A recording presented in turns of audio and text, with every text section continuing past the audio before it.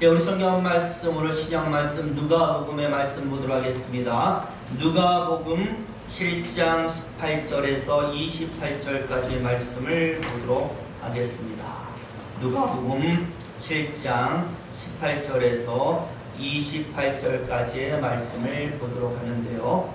제가 한 절 읽고 여러분이 한 절 읽고 이렇게 돌아가면서 오늘 말씀을 읽어 가도록 하겠습니다. 제가 먼저 18절의 말씀 읽도록 합니다. 요한의 제자들이 이 모든 일을 그에게 알리니 요한이 그 제자 중 둘을 불러 주께 보내어 이르되 오실 그이가 당신이 오니까 우리가 다른 일을 기다리오니까 하라 하네. 그들이 예수께 나아가 이르되 세례요한이 우리를 보내어 당신께 여쭤보라고 하기를 오시리가 당신이오니까 우리가 다른 일을 기다리오리까 하더이다 하니 마침 그때 예수께서 질병과 고통과 및 악이 들린 사를 많이 고치시며 또 많은 일을 들게 하시니라. 예수께서 대답하여 이르시되 너희가 가서 보고 들은 것을 요한에게 알리되 맹인이 보며 못 걷는 사람이 걸으며 나병 환자가 깨끗함을 받으며 귀먹은 사람이 들으며 죽은 자가 살아나며 가난한 자에게 복음이 전파된다 하라. 누구든지 나로 말미암아 실족하지 아니하면 복이 있도다 하시니라. 요한이 보낸 자가 떠난 후에 예수께서 무리에게 요한에 대하여 말씀하시되 너희가 무엇을 보려고 광야에 나갔더냐? 바람에 흔들리는 갈대냐? 그러면 너희가 무엇을 보러 나가느냐? 부드러운 옷 입은 사람이냐? 보라, 화려한 옷을 입고 삭삭하게 찢은 자는 왕궁에 있느니라. 그러면 너희가 무엇을 보려고 나갔더냐? 선지자냐? 옳다. 내가 너희에게 이르노니 선지자보다도 훌륭한 자니라. 기록된 바 보라, 내가 내 사자를 내 앞에 보내노니 그가 내 앞에서 내 일을 준비하리라 하는 것이 이 사람에 대한 말씀이라. 우리 28절은 같이 있습니다. 내가 너희에게 말하노니 여자가 낳은 자 중에 요한보다 큰 자가 없도다. 그러나 하나님의 나라에서는 극히 작은 자라도 그보다 크니라 하시니. 아멘. 우리 28절까지의 말씀을 쭉 읽어보았습니다. 네, 오늘은 7월 첫 번째 주일입니다. 장마가 시작되어서 그런지 날씨가 비가 왔다가 덥다. 게다가 습도도 높아서 찐득찐득한 몸 상태가 되다 보니 불쾌지수 또한 높아지는 시절이 바로 지금입니다. 부디 저와 여러분들 청량하고 기분 좋아지게 만드는 일들이 하나님의 은혜로 정말 많아지기를 바라면서 오늘도 우리 옆사람 같이 한번 인사하는데요. 사랑합니다. 축복합니다. 웃음 많아지기를 바랍니다. 같이 한번 인사하겠습니다. 사랑합니다. 축복합니다. 웃음 많아지기를 바랍니다. 네, 우리 저와 여러분들 웃을 일이 많아야 좋습니다. 옛말에 웃으면 복이 온다고 했잖아요. 웃어서 복이 온다라기보다도 복이 있으니까 웃음이 있는 줄로 믿습니다. 부디 하나님께서 여러분들의 삶을 웃음으로 가득하게 만들기를 예수 이름으로 축원을 드립니다. 얼마 전에 한 커다란 건물의 엘리베이터를 탄 적이 있습니다. 문에 사람들에게 힘을 주려 듯한 좋은 글귀가 하나 쓰여 있었는데요. 이렇게 되어 있었어요. 사람 가운데 대단한 사람은 없습니다. 신이 보실 때 사람은 다 똑같습니다. 오늘도 힘을 내세요. 저는 그 이야기를 읽고 너무나 동감이 됐어요. 여러분, 하나님이 우리를 보실 때 다 똑같은 죄인 아니겠습니까? 사람이 뛰어나봐야 얼마나 뛰어나겠어요. 하나님 보실 때 다 구만구만한 겁니다. 그렇기 때문에 사람이 위대한 것이 아니라 하나님이 그를 붙잡으시기 때문에 위대한 줄로 믿습니다. 하나님이 그를 붙잡고 사용하시기 때문에 그 사람이 세상을 뒤집는 것입니다. 그러니 저와 여러분의 목표는 당연히 하나님께서 붙잡으시는 사람, 하나님께서 사용하는 사람, 바로 그 사람이 되는 것이 되어야 될 줄로 믿습니다. 우리 그 사람 되기를 원하는 마음으로 오늘 본문의 말씀을 보도록 하는데요. 여러분, 오늘 우리가 누가복음의 말씀 한 부분을 읽었는데 보니까 세례 요한과 예수에 대한 이야기가 쭉 나와 있습니다. 특별히 우리가 성경을 보면 세례 요한이 예수님을 한 3번 정도 만나는 것으로 성경 속에 나와 있습니다. 여러분도 알다시피 사람이 예수를 만난다는 것은 굉장히 중요하지 않습니까? 예수님의 사역 내내 함께했던 제자들을 제외하고 개인적으로 예수를 만난 대부분의 사람들은 예수님 만나서 팔자 고쳤습니다. 굉장히 놀라운 경험과 체험과 그 삶의 전환을 이루었습니다. 그렇기 때문에 살아생전에 내가 예수님 만난다라는 것, 그 사람의 인생 자체를 바꾸는 놀라운 기적이 되었던 것입니다. 바로 그 만남을 요한은 3번을 가진 것이죠. 그러다 보니 그 만남의 과정이나 만남의 내용이나 나눈 대화나 굉장한 특색을 가지고 우리에게 교훈을 주는 것입니다. 그래서 오늘은 그 만남을 하나하나 자세히 살펴보면서 어떤 교훈을 우리에게 주고 있는가라는 것을 한번 살펴볼 텐데, 제일 먼저 세례 요한과 예수의 첫 번째 만남은 누가복음 1장을 보니까 이 세상에 태어나시기 전에 어머니의 태 속에서 이루어지고 있었다라는 것 볼 수가 있습니다. 그 누가복음 1장 43절과 44절에 보면 이렇게 나와 있거든요. 한번 보여주겠어요? 올려보시죠. 네, 이거 한번 읽습니다. 시작. 내 주의 어머니가 내게 나오니 이 어찌된 일인가. 보라, 내 문안하는 소리가 내 귀에 들릴 때에 아이가 내 복중에서 기쁨으로 이노라도다. 세례 요한의 어머니가요, 임신한 마리아를 보면서 한 말인데, 마리아의 복중에 있는 태아가 나의 주십니다. 그러니까 세례 요한의 어머니는 마리아가 낳을 아이가 장차 이 세상을 구원할 메시아 하나님의 아들이라는 것을 알아봤던 거예요. 그래서 나의 주십니다 라고 고백을 했는데, 그 고백을 하는 순간에 자기의 복중에 있는 아이가 막 기뻐서 날뛰는 거예요. 왜 그렇습니까? 마치 이 아이가, 다시 말하면 마리아의 복중에 있는 아이가 이제 앞으로 내가 세상에 나가서 길을 닦아야 될 메시아 예수라는 것을 아는 것처럼 그렇게 기쁨으로 어머니 태 속에서 뛰어 놀았던 것입니다. 그러니 세례 요한과 예수의 첫 번째 만남이 얼마나 은혜로운 가운데, 그리고 정말 신기하게 성경 속에 기록되어 있습니까? 태 속에 있는 아이가 뭘 알겠어요? 그런데 하나님의 은혜와 성령의 빛이 비치니까 알고 고통을 하는 것입니다. 은혜가 넘치는 것이고 기쁨이 넘치는 것이고, 저는 예수님과 우리의 만남도 항상 이런 줄로 믿습니다. 부디 저와 여러분, 내가 예수를 만난다라는 것, 그리고 그 만남이 지금도 지속되고 있다는 것에 대하여 여러분 자부심을 가지시기를 예수 이름으로 축원을 드립니다.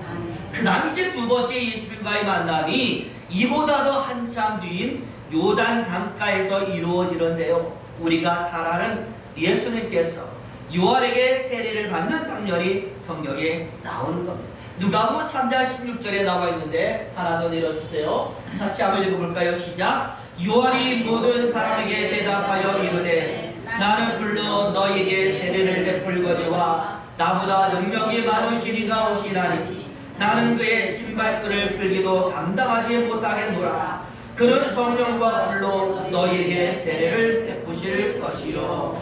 아멘. 사람들에게요, 지금 요한이 예수님을 소개하는 겁니다. 나보다 높으시고 능력이 많으신 분이 바로 저분이십니다. 그런 다음에 세례를 받으러 나오는 예수님을 향하여 마태복음 3장 14절에 보니까 요한이 일러 이르되 내가 당신에게서 세례를 받아야 할 터인데 당신이 내게로 오시나이까. 아주 어쩔 줄 몰라. 내가 세례를 받아야 합니다. 내가 어떻게 당신에게 세례를 줄 수가 있습니까? 라고 하면서 아주 어쩔 줄 몰라 하고 보라 세상 죄를 지고 가는 하나님의 어린 양이로다 라고 하면서 메시아로서의 예수님을 세상에 소개하는 겁니다. 그런 다음에 아주 유명한 말이 있죠. 그는 흥하여야 하고 나는 쇠하여야 하리라. 요한복음 3장 30절 말씀. 예수님에 대한 고백도 아주 신실하고 예수에 대한 영접도 아주 극진하게 제대로 고백하고 제대로 영접하는 거예요. 태 속에 있을 때는 말을 못하니까 몸으로 했는데 이제 진짜 세상에 나와서 예수를 만났을 때는 내가 하고 싶은 말 모든 것을 말로도 고백하고 그리고 내 몸으로도 예수를 영접했던 것이 요한과 예수님의 두 번째 만남이 된 만남 자체가 아주 은혜가 철철 넘치지 않습니까? 그러다 보니 성령의 역사와 하나님의 임재도 나타나서 이는 내 기뻐하는 사랑하는 아들이다 라고 말하면서 삼위 하나님이 한 자리에서 영화롭게 어우러지고 있었다라는 겁니다. 그러니 아주 은혜와 영광 이보다 더 좋을 수 없는 그런 상황들이 펼쳐지고 있었던 것이죠. 그런 다음에 이제 이 마지막으로 세 번째 만남이 바로 오늘 본문의 만남이 되는데요. 좀 이상해요. 여러분 읽어보셨지만 좀 이상하다고 생각하지 않았습니까? 첫 번째 만남과 두 번째 만남 얼마나 은혜로웠습니까? 아주 사단의 역사도 없고요. 모든 것이 은혜, 말 하나도 뭐가 넘쳐요? 철철 정이 넘치고 있었는데 오늘 본문의 세 번째 만남 세례요한이 지금 어디에 있습니까? 헤롯에게 갇혀서 감옥에 갇힌 거예요. 그런데 그 전부터도 예수에 대한 소문을 들었지만 감옥에 있으면서도 예수에 대한 소문이 다 들어오게 되는 누가 알려줬겠습니까? 사실의 제자들이 아마 알려줬던 것 같은데 그 소문 때문에 지금 세례요한의 가슴에 뭐가 생겨요? 물음표가 딱 생기게 된 거예요. 일종의 무엇입니까? 의심이 생긴 것이죠. 오늘 본문에 제자를 예수에게 보내어 물어보기를 무엇이라고 말하느냐? 오실 그이가 당신입니까? 아니면 우리가 다른 일을 기다려야 합니까? 지금 말이요 굉장히 정중하지만 이거 바꿔 말하면요 당신 메시아 맞습니까? 아닙니까? 정체 밝히십시오 이 말이 되는 거예요. 또 다시 말하면 당신 메시아 아니죠? 라고 하는 의심까지도 이 말씀에는 섞여 있었다라는 그 당당하고 견고한 고백을 올렸던 요한이 지금 뭐하고 있어요? 흔들리는 겁니다. 하나님의 소리만 듣고 하늘의 음성, 하늘의 임재가 있었을 때는 흔들리지 않았던 요한이 세상의 소리와 세상의 소문이 가득하니까 흔들리고 있습니다. 여기서 말하고 저기서 말하고 여기서 들리고 저기서 들리고 예수에 대해서 이런저런 이야기를 하다 보니까 크게 요한의 마음을 흔들고 있었다. 게다가 여러분 이 소문이라는 것은요 정확하고 제대로 나에게 들려온 적이 없어요. 저도 다른 사람의 얘기를 듣지만 나중에 알아보면 다 변질되고 다 추가되고 더해지고 나에게 오는 동안 얼마나 많이 변해서 나에게 들려오는지 제대로 정확하게 들려오는 소문은 하나도 없다라는 겁니다. 오늘 요한 역시도 바로 그 소문 때문에 자기가 생각하고 있는 메시아와 세상에서 들려오는 예수의 소문 괴리가 너무나 크니까 흔들리고 의심이 오고 있었다라는 그러다 보니 여러분 어떤 현상이 나타나는가? 은혜가 충만한 만남 속에는 삼위 하나님의 영광이 나타나는데 지금 의심과 불신이 나타나니까 어떤 현상이 나타나느냐? 원래 세례요한이 사역이요 자기도 고백했지만 예수의 사역을 예비하는 길을 닦는 겁니다. 그래서 예수님 오시면 그 닦아놓은 길을 향하여 달려나가서 예수님이 쉽게 사역을 진행할 수 있도록 하는 것이 바로 세례요한의 사역이었어요. 그런데 딱 이 사역이 뒤틀어지는 거예요. 여러분, 이제 예수님 오셨잖아요. 세례요한이 딱 세례도 줬잖아요. 누가 일합니까? 예수님이 일을 해야 되잖아요.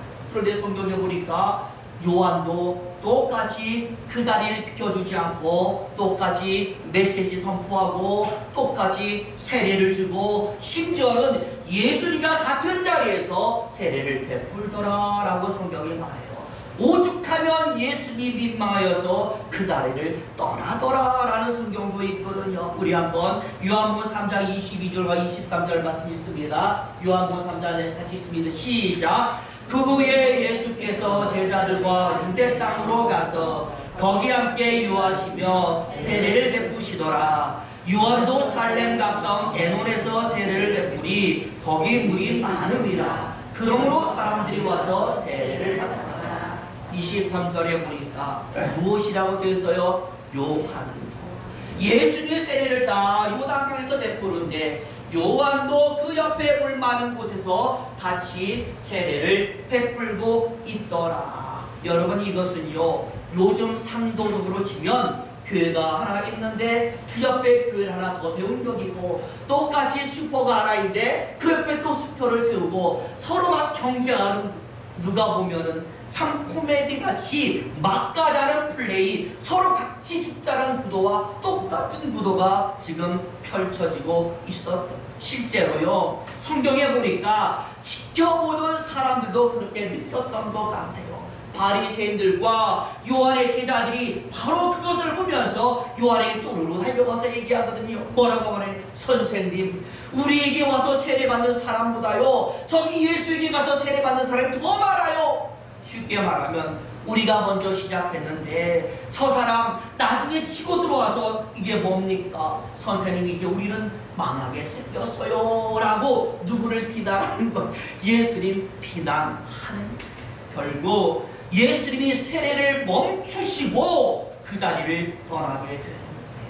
사람들이 그것을 보고 수근수근거리니까 예수님의 사역이 멈춰지고 있어요. 흥해야 될 예수님이 오히려 요한 때문에 쇠락해버렸고 자기의 일을 포기해버렸다라는 말도 안 되는 상황이 펼쳐지게 된 것이죠. 저와 여러분, 예수님이 사역을 포기해서야 되겠습니까? 예수님이 사역을 포기하면 우리는 살 길이 없어지는 거예요. 그런데 믿는 자로서 요한 때문에 이런 일이 나타나고 있습니다. 예수님이 나 때문에 민망해서 그 자리를 피하는 일이 만약에 나타나게 된다면 여러분, 이것보다 더 엄청난 일은 없다라는 것입니다. 그런데 오늘 부분에 요한이 흔들리니 이런 일이 벌어지는 것을 보면서 만약에 내가 흔들리면 이런 일이 우리에게도 나타날 수 있다라는 경고를 우리는 가져야 할 줄로 믿습니다. 그러므로 마지막 세 번째 요한과 예수를 만남은 참 은혜스럽지 못하게 나타나고 있었던 것입니다. 저와 여러분, 무엇이 이렇게 만들었습니까? 아까 제가 말했죠. 하나님의 소리만 들렸어요. 하나님이 보여주는 것만 보았어요. 그때는 요한에게 이런 일이 없었지만 점점 활동하면서 세상의 소리가 들리니까, 세상의 소문이 들리니까 이런 일이 벌어지게 되었던 것입니다. 마찬가지입니다. 우리가 하나님의 소리에 집중하고 성경 말씀에 귀를 기울이면 이런 일이 일어나지 않습니다. 그러나 잠시라도 우리가 흐트러져서 세상의 소리에 둘러싸이게 되면 이렇게 되는 겁니다. 그렇잖아요. 세상에 더 많은 시간을 할애하면요 점점 멀어지게 되어 있어요. 하나님의 말씀보다 다른 거 더 많이 들으면 점점 멀어지게 되어 있는 겁니다.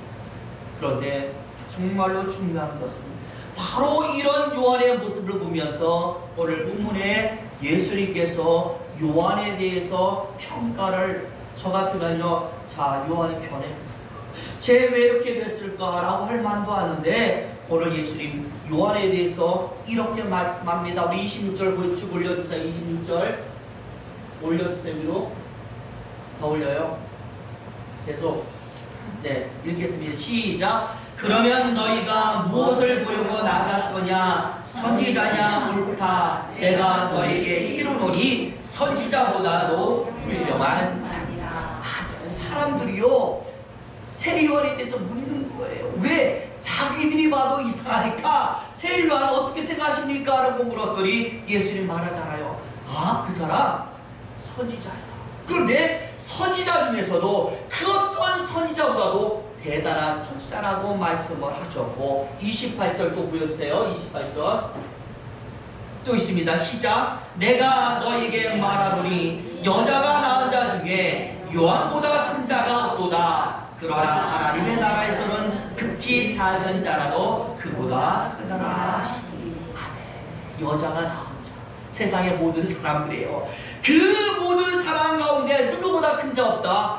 요한보다 큰 자. 요한은 대단하다. 큰 사람이라고 말씀을 하는 거예요. 흔들리기는 요한에다가 예수님 말씀하기는 그런 선지자보다 더 훌륭하다. 여자가 낳은 자 중에 요한보다 큰 이가 없다라면서 요한을 향한 예수의 평가는 흔들리지 않는다라는 것을 세상 속에 보여주었던 것입니다. 흔들리는 요한을 앞에다 두고 나는 여전히 너를 믿는다라면서 뭘 찍었어요? 도장을 찍고 있었다라는 저와 여러분, 저는 여기에 많은 은혜를 받았어요. 왜냐하면 솔직히 말해서요, 신앙 생활하면서 항상 경건하십시오, 거룩하십시오, 예배 잘 드립시오라고 마음은 하지만, 저도 그렇게 얘기하지만 그런 사람이 어디 있겠어요? 항상 안 흔들린 사람이 어디 있겠어요? 항상 경건하고 항상 거룩한 사람이 과연 세상에 어디 있겠습니까? 오늘 요한조차도 흔들리는데 우리는 맨날 흔들리는 겁니다. 게다가 세상에서 들려오는 소리 소문 얼마나 많이 있습니까? TV만 틀어도 온갖 뉴스로 세상을 도배하는데 그 흔들리는 소리 소문에 둘러싸이는 우리가 여러분 안 흔들릴 수 있는 법이 없다라는 거예요. 그런데 그런 우리를 딱 앞에다 두고 예수님이 요한처럼 나는 그래도 너를 믿어. 지금 너는 흔들리지만 너는 여전히 큰 사람이야. 대단한 신앙이라고 인정해주고 속삭여 주신다라면 여러분 흔들리는 나에게 얼마나 큰 힘이 되겠습니까? 오늘 말씀은 예수님이 그렇게 하신다라고 얘기하는 거예요. 믿는 자가 비록 세상 살다가 흔들려도 그를 보시는 하나님은 흔들리지 않고 여전히 나를 하나님의 아들로 인정하고 있다라고 말씀을 하니까 얼마나 좋습니까? 내가 흔들려 쓰러져도 예수님은, 하나님은 계속 뭘 내밀어? 손을 내밀어 주신다라는 하나의 증거가 됩니다. 그러니 요한이 잠시 흔들렸지만 나중에 계속해서 회복하잖아요. 죽는 순간까지 그는 든든하게 서 있지 않습니까? 무엇 때문에? 바로 예수의 인정 때문이에요. 하나님이 붙들어주고 계속 손을 잡고 계시니까 이런 일이 발생하게 되는 겁니다. 우리 구약에 보면은요, 기도원이라는 사사가 있었어요. 그런데 이 사람이 사사가 되기 전에는 얼마나 비겁한 사람인지 몰라요. 겁쟁이라서요, 낮에 활동하다가 다른 나라 사람에게 붙잡혀서 죽을까봐 맨날 밤에만 숨어 다니면서 활동했던 사람이 기드온이에요. 그런데 그에게 하나님께서 임무를 맡기는데 기드온이 말해요. 나는 못해. 이때 하나님 뭐라고 말해요? 아니야, 너는 뭐다? 큰 용사다. 내가 너와 함께 할 것이다 라고 딱 붙잡아 주니까 이 한마디에 뭐가 오래요? 겁쟁이 기드온이 편해서 그 보여진 말씀 거리를 믿고 나가서 큰 승리를 이루게 되지 않습니까? 자신이 용사라는 하나님의 평가와 신뢰에 기드온의 인생이 바뀌어버려요. 그러니 저와 여러분, 우리가 신앙인으로서 지금 흔들릴지라도 하나님 계속 나에게 너 용사야, 너 할 수 있어 라고 계속 이렇게 말씀하시고 용기 주시고 내 귀에 속삭이시면 우리는 일어나는 거예요. 흔들리도 문제가 되지 않는 겁니다. 그런데 오늘 성경은 그게 가능하다라고 말씀하고 있고 지금도 속삭이다라고 이야기하고 있으니 여러분 오늘 본문 말씀처럼 우리에게 은혜가 되는 말씀이 과연 어디에 있겠습니까? 저와 여러분, 세상의 평판, 세상의 평가는 아무것도 아닌 줄로 믿습니다. 어차피 우리가 들어가 살아야 될 세상은 이 세상이 아니라 하나님의 나라예요. 그럼 누구의 평판? 하나님의 평판이 중요하잖아요. 근데 하나님 우리에게 뭐라고 말하고 있습니까? 너는 선지자 중에 가장 훌륭한 사람이야. 너는 사람이 난 사람 중에 가장 큰 사람. 하나님이 한번 찍어 놓으신 사람, 그 사람을 향한 하나님의 평가는 절대로 바뀌지 않는다. 저와 여러분이 하나님의 아들임을 믿고 계십니까?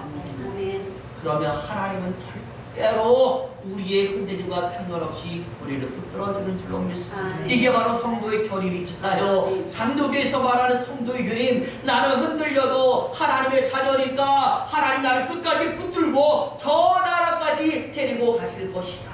이게 성도의 견인이잖아요. 그래서 내가 하나님의 선택받아서 지금 이 자리에 서 있는 것이 바로 뭡니까? 은혜가 되는 줄로 믿습니다.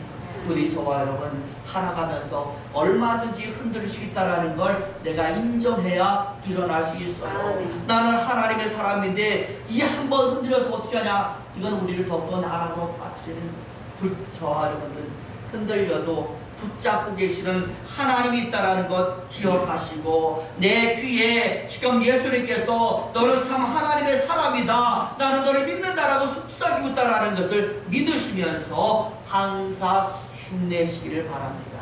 제가 1년 열두 달 다 신앙생활 해보니까요, 제일 힘들 때가 7월, 8월. 놀러 다닐 일이 얼마나 많이 있습니까? 휴가도 있고요, 덥고 짜증나고 장마도 있고, 한 번은 비도 많이 오는데 오늘 한 번 좀 예배 빠질까? 인터넷도 있는데 이런 수가 가장 많을 때가 바로 여름이에요. 얼마나 힘든지 모릅니다. 여러분, 붙잡고 계시는 예수가 있다는 것을 기억하시면서 힘내셔서 하나님의 큰 역사를 저와 여러분도 이루게 되시기를 예수 이름으로 축원을 드립니다. 기도하겠습니다.